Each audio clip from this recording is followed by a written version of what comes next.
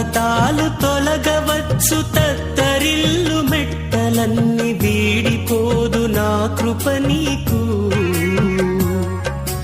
నా నిబంధన తొలగదు. దిగులు పడకు, భయపడకు, నిన్ను విమోచించెదా. నీదు భారమంత మోసి నాదు శాంతి నొసగెదా అని చెప్పి వాగ్దానం చేసిన యేసయ్యా తల్లిలా లాలించును, తండ్రిలా ప్రేమించును. తల్లిలా లాలించును, తండ్రిలా ప్రేమించును.